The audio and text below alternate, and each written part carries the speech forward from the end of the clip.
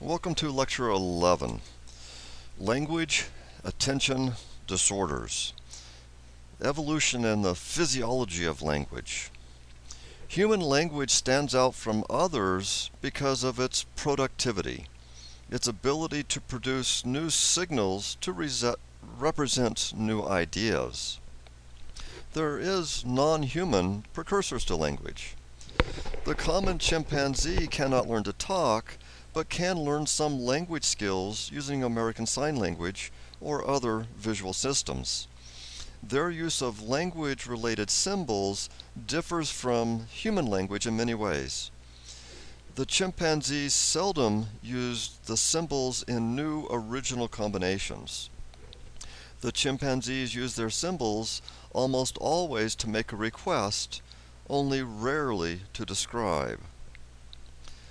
Slightly different, the bonobos, given language training, use symbols in several ways that more resemble humans than common chimpanzees. They understand more information than they produce. They use symbols to name and describe objects even when they are not requesting them. They request items they do not see, and they occasionally use symbols to describe past events. They frequently make original, creative requests. The reason for the better language skills in the bonobos is unknown. Alex, he's an African gray parrot, could say a variety of words in conjunction with specific objects. Alex's language abilities caused many to rethink some assumptions about what sort of brain development is necessary for language. We look at how did the human language evolve. Language did it evolve as a product of overall intelligence, or did language evolve as a special module in our brain? An alternative view of the evolution of language is that language evolved as an extra brain module called a language acquisition device.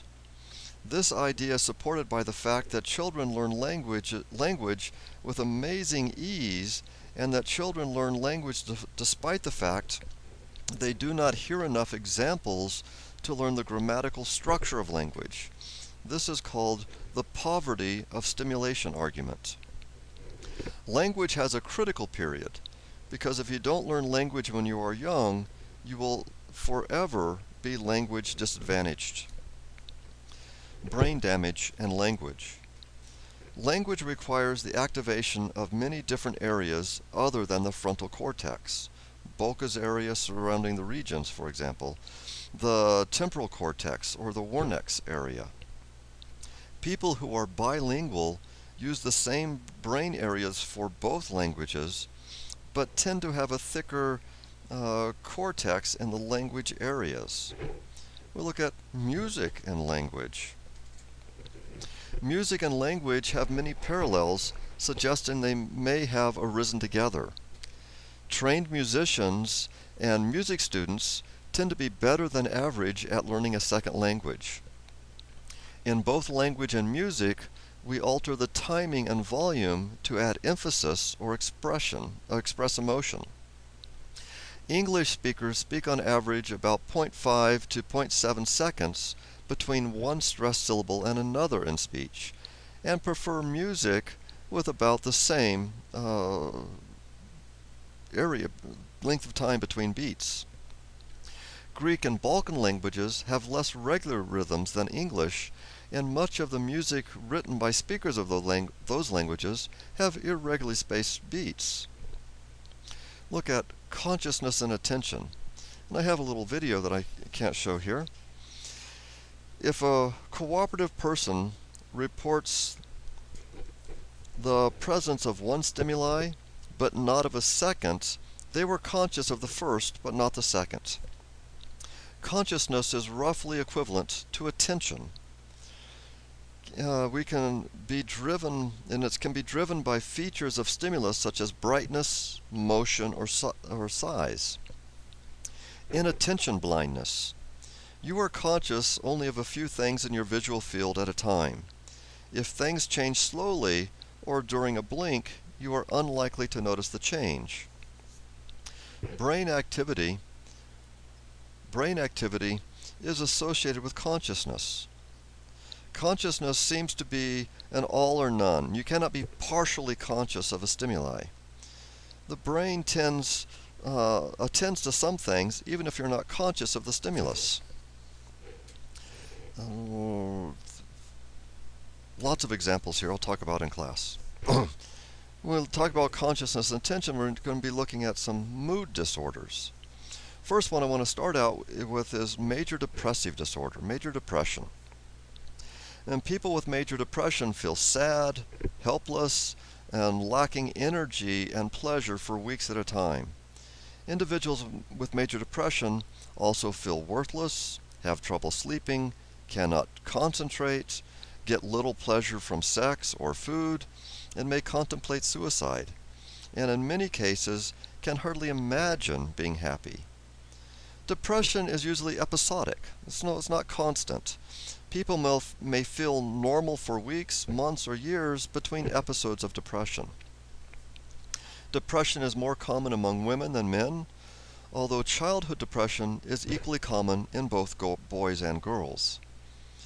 There's evidence of genetic or other biological predisposition to depression that exists. This is especially true if you have relatives with depression that manifest itself before the age of 30, or if you are a woman. About 20% of women experience postpartum depression, so depression after giving birth, and most quickly recover. Most people suffering from depression have decreased activity in the left hemisphere and increased activity in the right prefrontal cortex. Antidepressive drugs are drugs used for treatment of depression and other mood disorders. About 50% of people using antidepressants show benefits in a few weeks, but 30% of the people taking a placebo also show improvements. Most antidepressants require 2 to 3 weeks before benefits begin, suggesting their effect on depression are not directly mediated by synaptic actions. One explanation may be that antidepressants gradually increase the release of neurotrophins and cause an increase in cell size. It has been established that neurons in the hippocampus and cerebral cortex shrink in size when people are depressed. And there's some other therapies. The electroconvulsive therapy, electroshock, ECT, that induces seizures with an electrical shock to the head. ECT is usually applied every other day for about 2 weeks, and about half of those who respond well to ECT relapse into depression within 6 months, unless they are given antidepressant drugs or other therapies to prevent it. Most depressed people enter REM sleep within 45 minutes after going to bed, compared to about 80 minutes for non-depressed people, and they have more than usual number of eye movements during REM. One way to treat depression is to have the depressed person stay awake all night. Moderate exercise increases blood flow to the brain and provides other benefits especially helpful to people with depression. Similar to depression is bipolar disorder. Depression can be unipolar or bipolar. People with unipolar disorder, people with unipolar disorder, people vary between depression and normality. People with bipolar disorder alternate between episodes of mania. This is characterized by restless activity, excitement, laughter, self-confidence, rambling, loss of inhibitions. They'll alternate between depression and mania. There is a strong hereditary bias for bipolar disorder, but no specific gene for this disorder has been located. Lithium salts are the most effective therapy for bipolar disorder, but how it works remains unknown. Other drug treatments include anticonvulsant drugs such as Volprate and carbamazepine, forgive my pronunciation, carbamazepine, encouraging bipolar patients to keep consistent schedules with sleep may reduce intensity of the mood swings. You may have heard of seasonal affective disorder, and this is depression that reoccurs seasonally, usually in the wintertime. Seasonal affective disorder is most common in regions closest to the poles, where the nights are very long in winter and very short in summertime. It is possible to treat SAD by exposing the person to very bright lights for about an hour, either early in the morning or in the evening. We look at schizophrenia, and I'm going to pass the video. It's a disorder characterized by both deteriorating ability to function in everyday life and by some combination of delusions, hallucinations, movement disorder, thought disorder, and inappropriate expressions. Schizophrenia can either be acute, which is a sudden onset with a good possibility of returning to normal in a short time, or it could be chronic, which is a gradual onset and long-term course. Then we look at schizophrenia, there are some behavioral symptoms, some positive symptoms. And the positive symptoms would be behaviors that are present that should be absent. Positive symptoms fall into two clusters that do not correlate strongly with each other.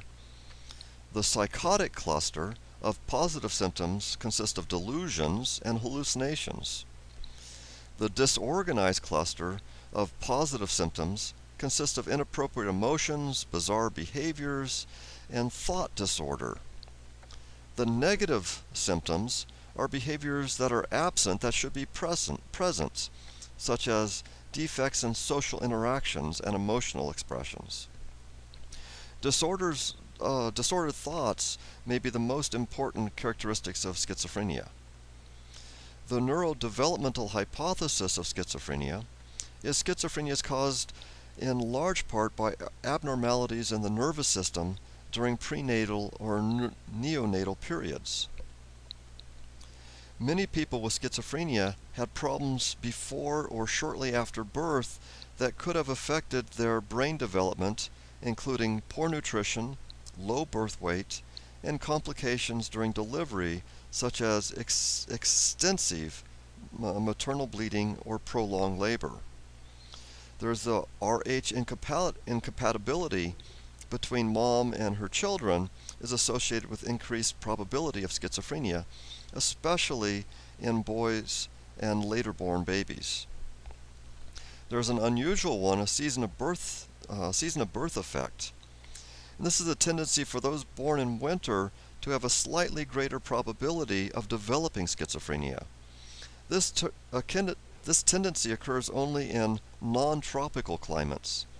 Many scientists believe that a viral infection during pregnancy accounts for the season of birth effect.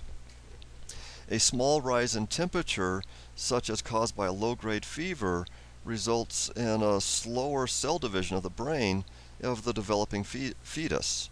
This is associated with an increased risk of developing schizophrenia. An important issue related to the neural developmental hypothesis is why the symptoms show up after 20 years of age, even though the damage occurred early in brain development. It is currently thought that early brain damage is done in areas that are slow to mature, such as the prefrontal cortex. For this reason, the damage produces only minor symptoms in childhood, but increasing impairments as the brain fully matures.